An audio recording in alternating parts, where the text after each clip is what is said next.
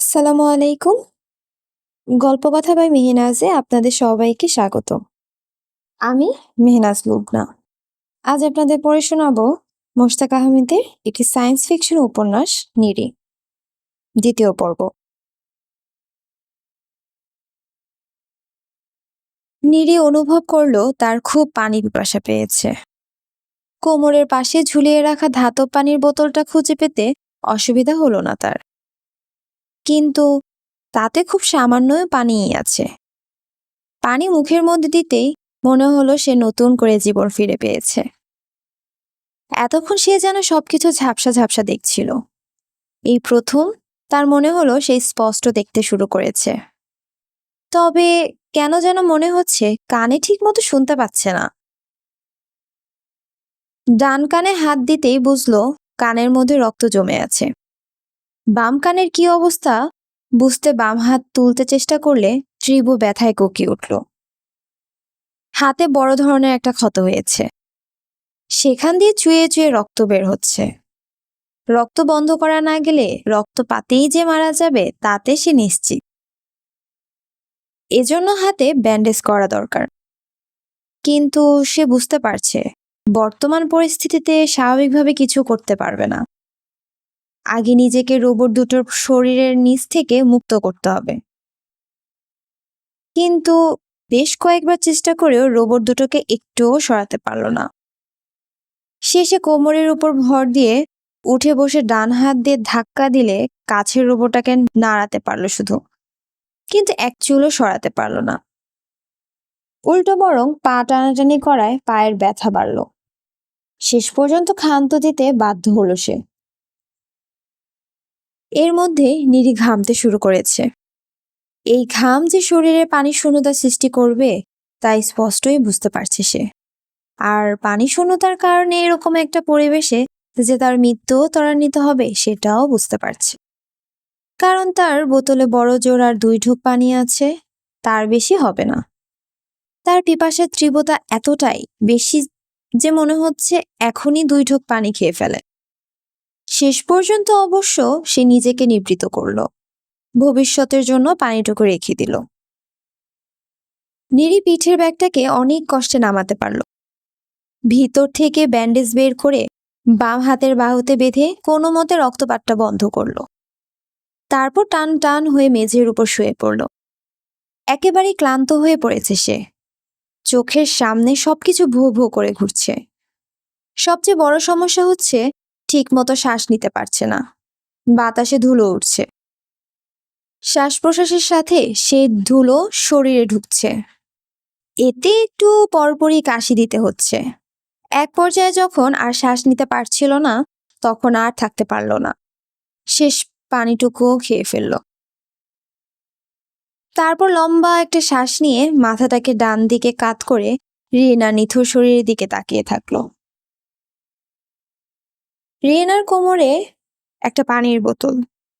নিরি নিশ্চিত ওই বোতলে পানি আছে, অথচ তার যাওয়ারই উপায় নেই। মাত্র 5 ফুট দূরে পানির বোতলটা। ছোটখাটো একটা লাঠি হলে হয়তো বোতলটা নিয়ে আসতে পারত, কিন্তু নেই। আশেপাশে কোনো লাঠি নেই। রিয়েনার পানির বোতলটা দেখার পর নিরির পানির পিপাসা বাড়তে শুরু করলো। একই সাথে কষ্টও বাড়তে লাগলো। আপ্রাণ চেষ্টা করেও কষ্টটাকে সহ্য করতে পারছে না সে। ধীরে ধীরে সবকিছু যেন নিয়ন্ত্রণের বাইরে চলে যাচ্ছে। নিজেকে ব্যস্ত রাখতে নিরি ব্যাগের মধ্যে কি আছে দেখার সিদ্ধান্ত নিল। অধিকাংশই লেসার রশ্মি ছোড়ার জন্য লেসার ব্যাটারি। সেগুলো নিচে ফেলে দিয়ে আবার দেখলো ব্যাগটাকে।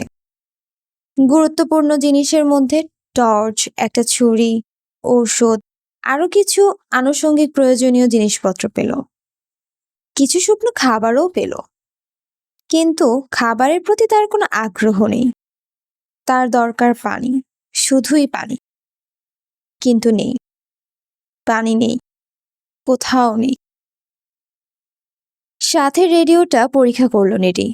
রেডিওটা সক্রিয় আছে ঠিকই, কিন্তু কোনো সিগন্যাল যাচ্ছে না, আবার আসছেও না। নিজের মোবাইল ফোনটাকেও পরীক্ষা করলো। নেটওয়ার্কের কোনো চিহ্ন নেই। তার মানে বাইরের পৃথিবী থেকে সে সম্পূর্ণ বিচ্ছিন্ন হয়ে পড়েছে। তার পক্ষে এখন আর কারোর সাথে যোগাযোগ করা সম্ভব নয়। দ্রুততম সময়ে এখানে এসে যে কেউ তাকে উদ্ধার করবে সেই সম্ভাবনাও নেই। কারণ অ্যাটমিক ব্লাস্টারের গোলার আঘাতে নিচের করিডোরের সম্পূর্ণ পথটাই বন্ধ হয়ে আছে। লিফটে যদি কেউ নিচে নেমেও আসে পথ খুঁজে পাবে না। সেক্ষেত্রে সে নিশ্চিত তাকে এখানেই ধুকে ধুকে মরতে হবে। এরকম মৃত্যু যে খুব যন্ত্রণার সে তা জানে, জানে বলেই খুব আফসোস করছে। এই ভেবে যে রিয়েনার সাথে কেন তার মৃত্যু হলো না, তাহলে তাকে এতটা কষ্ট ভোগ করতে হতো না।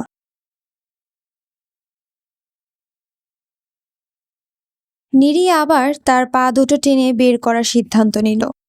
এরকম সিদ্ধান্ত থেকে উঠে বসে দু হাতে মেঝেতে ধাক্কা দিয়ে প্রথমে ডান পাটা টান দিল সে। কিন্তু কোনো লাভ হলো না, বরং তীব্র ব্যথায় বাঁচাও বাঁচাও বলে নিজের অজান্তেই চিৎকার করে উঠল। শেষে আর না পেরে মেঝেতে শুয়ে পড়ল। চোখের সামনে এখন ধীরে ধীরে সবকিছু ঝাপসা হয়ে আসছে। তারপর এক সময় ঝাপসা হতে হতে সব অন্ধকার হয়ে গেল। জ্ঞান হারালো নিরি। চোখের উপর তীব্র একটা আলো পড়তেই নিরি চোখ মেলে তাকালো। প্রথমে অস্পষ্ট কাউকে নড়াচড়া করতে দেখল। তারপর বুঝলো একজন না, অনেকেই নড়াচড়া করছে। দৃষ্টি আরো স্পষ্ট হতেই বুঝলো অস্ত্রধারী লাল রঙের 3টি রোবট তাকে ঘিরে ধরেছে। সবগুলোর চোখই জল জল করছে। দেখলে কেমন যেন ভয় ভয় করে। নিরি লম্বা রোবটটিকে স্পষ্ট বলতে শুনল, এই হচ্ছে সেই নিরি যে কিনা আমাদের সার্ভারকে ধ্বংস করতে চেয়েছিল। ওকে আমরা এত সহজে মরতে দিতে পারি না। খাটো মতো দেখতে দ্বিতীয় একটা রোবট বলল, ওকে নিয়ে আমরা কি করতে পারি? ওর ইচ্ছাই আমরা ওকে দিয়ে পূরণ করাবো। ও যা চাচ্ছে আমরা তাই করতে সাহায্য করব। নিরি কি চাচ্ছে? পানি খেতে চাচ্ছে। আমরা ওকে পানি দেব? না, পানি দেব না। নিরি নিজের পানি নিজে এনে খাবে। রিয়েনার কাছে পানি আছে। কিভাবে সম্ভব? ওর পা দুটো তো আমাদের অন্য 2 রোবটের দেহের নিচে আটকে আছে। সমস্যা নেই, আমরা ওর পা দুটো কেটে ফেলবো। তারপর ও হামাগুড়ি দিয়ে রিয়েনার কাছে যাবে। সেখানে গিয়ে ও পানি খাবে। তাহলে আর দেরি করছি কেন? কাজ শুরু করি। কথা শেষ না হতেই চুপ করে থাকা রোবটটি এগিয়ে এলো। তারপর লেসার গান চালু করে নীল আলো পাথরের উপর ফেলতে শুরু করলো। তাতে পাথর কেটে যেতে লাগলো। সেই আলো ধীরে ধীরে নিরির পায়ের দিকে আসতে লাগলো। নিরি ভয়ে আতঙ্কে চিৎকার করে নিজের পা দুটো টেনে বের করে নেওয়ার চেষ্টা করলো। কিন্তু কোনো কাজ হলো না। একসময় নীল আলো সত্যিই তার পায়ের উপর এসে পড়ল। নিরি স্পষ্ট দেখতে পাচ্ছে তার একটা পা শরীর থেকে আলাদা হয়ে যাচ্ছে। তীব্র ব্যথা, ভয় আর আতঙ্কে সে চিৎকার করে উঠল। কিন্তু রোবটটা তার দিকে মোটেও মনোযোগী হলো না। বরং প্রথম পাটা শরীর থেকে আলাদা করার পর লেসার রশ্মি দিয়ে অন্য পাটাও কেটে ফেলতে শুরু করলো। নিরি এবার শোয়া থেকে উঠে বসে শরীরের সমস্ত শক্তিতে ভয়ঙ্কর রোবটটাকে ধাক্কা দেওয়ার চেষ্টা করলো। কিন্তু পারল না। হাত দিয়ে রোবটটাকে সে স্পর্শও করতে পারল না। রোবটটা আগেই উধাও হয়ে গেল। কি ঘটেছে বুঝতে একটু সময় লাগলো নিরির। সে স্বপ্ন দেখেছে, ভয়ঙ্কর দুঃস্বপ্ন। নিজের পা দুটোর দিকে তাকাতেই আনন্দে তার চোখ দিয়ে পানি বেরিয়ে এলো। পা দুটো আগের মতোই আছে, শরীর থেকে বিচ্ছিন্ন হয়নি। নিজেই নিজের পা দুটোকে হাত দিয়ে আলতোভাবে আদর করলো। এতে বেশ প্রশান্তি অনুভব করলো সে। অবশ্য প্রশান্তিটা বেশিক্ষণ স্থায়ী হলো না। তৃষ্ণা তাকে একেবারে কাবু করে ফেলেছে। ম্লান চোখে আবার সে রিয়েনার পানির বোতলের দিকে তাকালো। তারপর শরীরটাকে এলিয়ে দিল মেঝেতে। ভয়ঙ্কর দুঃস্বপ্নটা বেশ কিছুক্ষণ তাড়া করে ফিরল নিরিকে। বাস্তবের ভয়টা সে কিছুক্ষণ আগে স্বপ্নে দেখেছে। বাস্তবের রোবটেরা তাকে টর্চার সেলে নিয়ে হাত পা ভেঙে দিতে চেয়েছিল। এই ভয়ের কারণেই স্বপ্নটা তার মস্তিষ্কে সৃষ্টি হয়েছে। কি ভয়ঙ্কর ছিল স্বপ্নটা! ভাবতেই শরীরটা ঝাড়া দিয়ে উঠল নিরির। এই মুহূর্তে নিরি ভেবে পাচ্ছে না আসলে তার কি করা উচিত। চিন্তাগুলো সব এলোমেলো হয়ে যাচ্ছে। কোনো কিছু স্থিরভাবে ভাবতে পারছে না। হৃদস্পন্দনও অনেক বেড়েছে। শরীরে অতিরিক্ত পানি শূন্যতা হলে এরকম হয়। সে বুঝতে পারছে মৃত্যু আসন্ন। খুব বেশি হলে সে আর মাত্র 1-2 ঘন্টা বাঁচবে। মাথার ভিতরে তীব্র ব্যথা অনুভব করায় নিরি মাথায় হাত দিতেই হাত ভিজে উঠল। সে বুঝতে পারল তার মাথার কোথাও ফেটে গেছে এবং সেখান থেকে রক্তক্ষরণ হচ্ছে। তার তৃষ্ণা এখন এত বেশি যে তার ইচ্ছে করছে হাতে লেগে থাকা রক্ত চেটে খায়। অপ্রিয় এই কাজটি শেষ পর্যন্ত সে করল না বলেই সে ঢোক পর্যন্ত গিলতে পারছে না। কয়েকবার ঢোক গিলতে চেষ্টা করায় গলার মধ্যে বাতাসটা আটকে গেল। পরিস্থিতি এমন হলো যে না পারছে শ্বাস নিতে, না পারছে ছাড়তে। ধীরে ধীরে অক্সিজেনের অভাবে চোখের সামনে তার সবকিছু নীল হয়ে যেতে লাগলো। তারপর আবার সে জ্ঞান হারালো। নিরির জ্ঞান ফিরে আসতেই এবার বেশ সময় লাগলো। চোখের সামনে সবকিছু এখন ঝাপসা দেখছে সে। চোখ পিট করে কয়েকবার ভালো মতো দেখার চেষ্টা করলো, কিন্তু পারল না। শেষে চোখ বন্ধ করে আবার শুয়ে থাকলো। নিরি কতক্ষণ এভাবে পড়েছিল বলতে পারবে না। খুট একটা শব্দে সে চোখ মেলে তাকালো। শব্দের উৎস লক্ষ্য করেই তাকাতে দেখে উপরের দিকে যে ফাটল দিয়ে আলো আসছিল সেখানে কেউ একজন দাঁড়িয়ে আছে। পিছনে আলো থাকার কারণে চেহারাটা দেখতে পাচ্ছে না, তবে যে দাঁড়িয়ে আছে সে যে একজন মানুষ তা স্পষ্ট বোঝা যাচ্ছে। সাথে সাথে নিজের মধ্যে ভিন্ন এক শিহরণ অনুভব করলো। দু হাতে ভর দিয়ে উঠে বসার চেষ্টা করলো, কিন্তু পারল না। শরীরে কোনো শক্তি নেই। মুখ দিয়ে শব্দ করে মানুষটিকে ডাকতে চেষ্টা করলো, কিন্তু তাও পারল না। মুখের মধ্যে ধুলো ভরে মুখটা অসাড় হয়ে গেছে, গলাটাও শুকিয়ে আছে। কোনো মতে শ্বাস নিতে পারছে শুধু। নিরি দেখলো মানুষটা খুব ধীর পায়ে তার দিকে এগিয়ে আসছে। চেহারাটা এখনো দেখা যাচ্ছে না। তার মনে পড়লো হাতের কাছে টর্চটা ছিল। হাতড়াতে টর্চটা পেয়েও গেল। দেরি না করে মুহূর্তেই আলো জ্বালালো নিরি। আর তাতে সে যা দেখলো তার জন্য সে মোটেও প্রস্তুত ছিল না। যে আসছে সে একজন পুরুষ মানুষ, অথচ পুরুষ মানুষ এখন থাকার কথা নয়। প্রায় 1000 বছর আগে পুরুষদের পৃথিবী থেকে নিশ্চিহ্ন করে দেওয়া হয়েছে। তাহলে এই পুরুষটি এলো কোথা থেকে? ভাবতেই নিরি চোখ ঘুরিয়ে আবার পিছন ফাটলের দিকে তাকালো। দেখলো পুরুষটি এখন স্থির দৃষ্টিতে তাকে দেখছে। নিরি জানে তাদের অর্থাৎ নারীদের জন্য পুরুষ কতটা ভয়ঙ্কর। এই পুরুষেরাই 1000 বছর তাদের মতো নারীদের দাস বানিয়ে রেখেছিল, তাদের অধিকার থেকে বঞ্চিত করেছিল। শারীরিক মানসিক নির্যাতনের মাধ্যমে তাদের শাসন শোষণ করত। পারিবারিক সামাজিক সম্পর্কের নামে তাদের উপর চরম পাশবিক অত্যাচার চালাতো। জোর করে পেটের মধ্যে সন্তান উৎপাদন করত। প্রসবের মাধ্যমে সে সন্তান জন্ম দিতে বাধ্য করে ভয়ানক যন্ত্রণা দিত। এরকম আরো কত কি! বইতে পড়া ওইসব কথা মনে উঠলে নিজের অজান্তেই নিরি শিউরে ওঠে।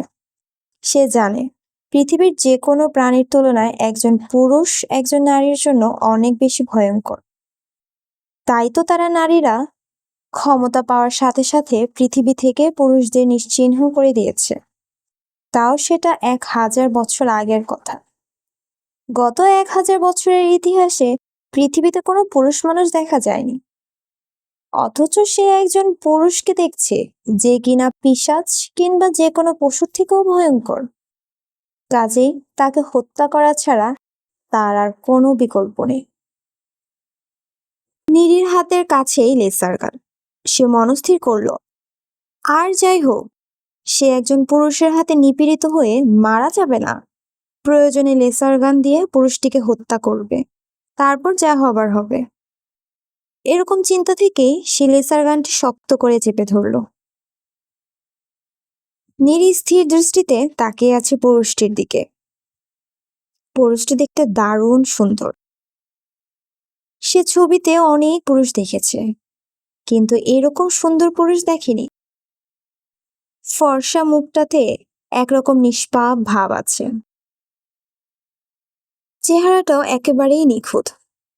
চোখ দুটো নীল হওয়ায় বেশি সুন্দর লাগছে দেখতে। ঘাড় পর্যন্ত লম্বা চুল আর পেটানো শরীরে পরশুটা দারুণ ভাবে ফুটে উঠেছে চেহারায়। এরকম চেহারার একজন মানুষ নিষ্ঠুর নির্মম হতে পারে ভাবতে কষ্ট হচ্ছে নিরির, কিন্তু সে ভাবতে বাধ্য হচ্ছে, কারণ পুরুষের স্বভাব তার জানা। নারীদের দেখলে এদের মাথা খারাপ হয়ে যায়। মাথার মধ্যে তখন একটাই চিন্তা থাকে, কিভাবে নারীকে বশ করে তাকে ভোগের পণ্যে রূপান্তরিত করা যায়। নীরি বইতে পড়েছে অতীতে সম্রাট রাজা বাদশাহ নামক অত্যাচারী বিত্তশালীদের নাকি নারীদের বন্দি করে রাখার জন্য হারেম নামক আলাদা জেলখানাও ছিল। তাদের কারো কারো লিপ্সা এতটাই বিভৎস ছিল যে মানবিকতা সেখানে মুখ থুবড়ে পড়ত। কোনো কোনো দেশে তাদের নাকি ভোটাধিকারও ছিল না। অর্থাৎ নারীরা যে পুরুষের সমান অধিকার রাখে তা অনেক দেশ স্বীকারও করত না। নারীদের তারা হেয় প্রতিপন্ন করতেই বেশি পছন্দ করত। এজন্যই দীর্ঘদিনের ক্ষোভ থেকে পৃথিবীর ক্ষমতা গ্রহণের পর নারীরা পুরুষদের নিশ্চিহ্ন করে দিয়েছে। কাজটা যে নারীরা ঠিক করেছে তা সে নিজেও উপলব্ধি করে। পুরুষটিকে নীরির কিছুটা আধুনিক যুগের মনে হচ্ছে, তবে তার যত সন্দেহ পোশাকটা নিয়ে। পোশাকটা আদিম যুগের মানুষের মতো, শরীরের নিচের অংশে শুধু পশুর চামড়া পড়েছে। আদিম যুগের মানুষেরা এরকম পশুর চামড়া পরত। শরীরের উপরের অংশে কিছু নেই, সাথে তেমন কোনো অস্ত্রও নেই। ডান হাতে শুধু একটা ছুরি। ওটা যে তার লেসার রশ্মির কাছে কিছুই না, নীরি সেটা জানে। এজন্য তার মনের মধ্যে কোনো ভয় নেই, শুধু যা আছে তা হলো ঘৃণা। পুরুষের জন্য চরম ঘৃণা। এতটা ঘৃণা সে পুরুষকে হত্যা করা ছাড়া সে পুরুষের আর কোনো পরিণতিও কল্পনা করতে পারে না। নীরি নিচে শোয়া অবস্থায় লেসার গানটা উঁচু করলো। লেসার গানের পয়েন্টিং লাল আলোটা এখন পুরুষটির কপালে দুই ভ্রুর ঠিক মাঝে। হাত কিছুটা কাঁপলেও নীরি নিশ্চিত যে যদি এখন ট্রিগারে চাপ দেয়, লেসার রশ্মি পুরুষটির মস্তিষ্ক ভেদ করে ওপাশ দিয়ে বের হয়ে যাবে। নীরি ঠিক যে মুহূর্তে ট্রিগার চাপ দিতে যাবে, ঠিক সেই মুহূর্তে পুরুষটিকে স্পষ্ট বলতে শুনল, আমার নাম নীরো, তোমার নাম কি? নীরি কোনো উত্তর দিল না, শুধু সতর্ক দৃষ্টিতে নীরোর চোখে তাকালো। নীরো আগের মতোই বলল, আমার মনে হচ্ছে তুমি খুব তৃষ্ণার্ত, তোমাকে পানি দেই? কথাটি শোনার পরও নীরের 2 সেকেন্ড ট্রিগার স্পর্শ করে থাকলো। তারপর ধপ করে মাথাটা নিচে রেখে লেসার গানটা ছেড়ে দিল। অবশ্য মুখে কিছু বলল না, তার সত্যি খুব তৃষ্ণা পেয়েছে। এই মুহূর্তে পৃথিবীতে তার কাছে এক ফোঁটা পানির থেকে দামি আর কিছুই নেই। সেই পানি যদি নীরো নামের সামনের পুরুষটি তাকে খাওয়ায়, তাতে দোষের কি? তবে সে সতর্ক থাকলো। নীরো যদি কোনো রকম এদিক ওদিক কিছু করার চেষ্টা করে, তাহলে নিশ্চিত সে তার মাথা ফুটো করে দেবে। নীরো খুব ধীর পায়ে রিনার শরীরের কাছে গেল। সেখানে রিনার কোমর থেকে পানির বোতলটি খুলে নিয়ে নীরির কাছে এলো। পানির বোতলের মুখটি খুললে নীরি আর দেরি করলো না। নিজেই ছোঁ মেরে বোতলটি নিয়ে ঢক ঢক করে পানি খেতে শুরু করলো। কিন্তু তার দুর্ভাগ্য, রিয়েনার বোতলেও খুব বেশি পানি ছিল না। মাত্র 4 ঢোক পানি সে খেতে পারল। এতে তার তৃষ্ণা তো মিটলই না, উল্টো বরং আরো তৃষ্ণার্ত হয়ে উঠল সে। নীরব বোধ হয় ব্যাপারটা বুঝতে পারল। সে বলল, আমি তোমার জন্য আরো পানি নিয়ে আসছি। তার আগে তোমার পায়ের উপর থেকে রোবট দুটো সরিয়ে দিই, তুমি ভালো অনুভব করবে। নীরি এবারও কোনো কথা বলল না, শুধু সতর্কভাবে তাকিয়ে থাকলো নীরর দিকে। নীর অবশ্য নীরির উত্তরের জন্য অপেক্ষা করলো না। নিজে থেকেই একটা রোবটের মাথা উঁচু করে উল্টোভাবে রোবটটিকে ফেলে দিল। নীর যখন রোবটটিকে উল্টো ফেলে দিচ্ছিল, নীরি তখন নীরর পেশিবহুল শরীরটাকে বিস্ময় নিয়ে দেখছিল। নীরর শরীরে পেশি দেখে সে বুঝতে পারছিল নীর খুব শক্তিশালী। তা না হলে কখনোই রোবটটিকে একা পায়ের উপর থেকে তুলতে পারত না। দ্বিতীয় রোবটটিকে সরানোর আগে নীর প্রশ্ন করে বলল, তোমার নাম কি? নামটা তো বললে না। নীরি এবার ছোট্ট করে বলল, নীরি। তুমি নারী, তাই না? প্রশ্নটা শুনে খুব বিব্রত বোধ করল নীরি। হাতের লেসার গানটা আবার শক্তভাবে চেপে ধরল, তবে প্রশ্নের কোনো উত্তর দিল না। দ্বিতীয় রোবটটিকে উল্টে ফেলার সময় নীরি পায়ে তীব্র ব্যথা অনুভব করল। নিজের অজান্তেই মুখ দিয়ে উফ আহ শব্দ বেরিয়ে এলো তার। ব্যথায় চোখ দিয়ে পানিও বের হয়ে এলো। নীর উৎকণ্ঠিতভাবে বলল, কি ব্যাপার, কি হয়েছে? নীরি বিড়বিড় করে বলল, পায়ের তীব্র ব্যথা। তোমার পায়ের উপর দুটো বিশাল ধাতব রোবট পড়ে থাকায় ঠিক মতো রক্ত চলাচল হচ্ছিল না। এজন্য তোমার নার্ভগুলো দুর্বল হয়ে গিয়েছিল। ব্যথার তীব্রতা মাথার পৌঁছাচ্ছিল না। এখন রক্ত চলাচল শুরু হয়, তীব্রতাটা তুমি অনুভব করছো। তাছাড়া অতিরিক্ত চাপে তোমার কিছু মাংসপেশি থেতলে গেছে, ওগুলো এখন চাপমুক্ত হওয়ায় প্রসারণের কারণে ব্যথা অনুভব করছো। আশা করছি কিছুক্ষণের মধ্যেই ব্যথাটা তোমার মস্তিষ্ক সহ্য করে নেবে, তখন খুব বেশি ব্যথা অনুভব করবে না। চমৎকার বৈজ্ঞানিক ব্যাখ্যা শুনে নীর অবাক হয়ে গেল। অথচ নীরকে দেখে প্রথমে সে মনেই করেনি যে নীর এতটা জ্ঞানী হবে। নীর এবার সরাসরি নীরির চোখে তাকালো, তারপর বলল, তুমি ইচ্ছে করলে আমার সাথে পানির কাছে যেতে পারো, তবে ওই ফাটল পার হয়ে নিচে নামতে পারবে কিনা আমার সন্দেহ আছে। আর তুমি চাইলে আমি গিয়ে পানি নিয়ে আসতে পারি। নীরি দোটানার মধ্যে পড়ল। এই সার্ভার রুমে সে আর থাকতে চাচ্ছে না। তার জায়গাটাকে তার মৃত্যুকূপ মনে হচ্ছে। আবার নীরকে যে যেতে বলবে সেটাও বলতে ইচ্ছে করছে না, কারণ তার হলে আবার সে একা হয়ে যাবে। নীরকে ভয় পেল, কেন যেন নীরর উপস্থিতি তার ভালো লাগছে। তাছাড়া এখন পর্যন্ত নীরর মধ্যে খারাপ কিছু সে দেখেনি। শেষে বলল, আমি তোমার সাথে যাব। তুমি উঠতে পারবে, নাকি আমি তোমাকে হাত ধরে উঠাবো? আমি উঠতে পারবো। তাহলে ওঠো। নীরি ডান হাতে ভর দিয়ে শোয়া থেকে উঠে বসার চেষ্টা করলো, কিন্তু পারল না। তার শরীর একেবারেই দুর্বল হয়ে পড়েছে। পা দুটো রোবটের চাপ থেকে মুক্ত হলেও এখনো নাড়াতে পারছে না। বুঝতে পারছে অনেক সময় লাগবে পা ঠিক হতে।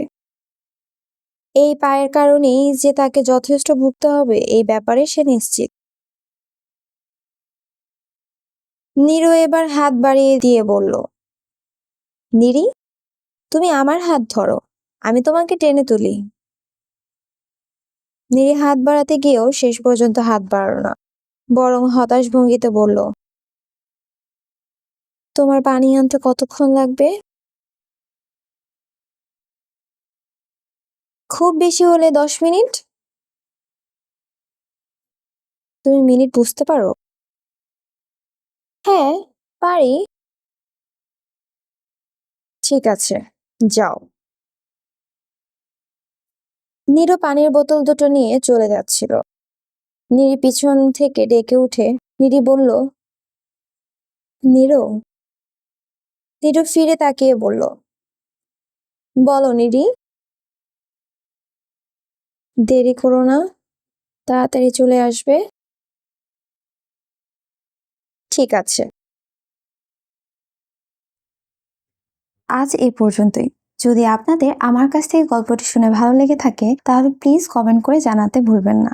আর আমার চ্যানেলটি যদি ভালো লেগে থাকে তাহলে অবশ্যই লাইক, শেয়ার অ্যান্ড সাবস্ক্রাইব করবেন। Thank you.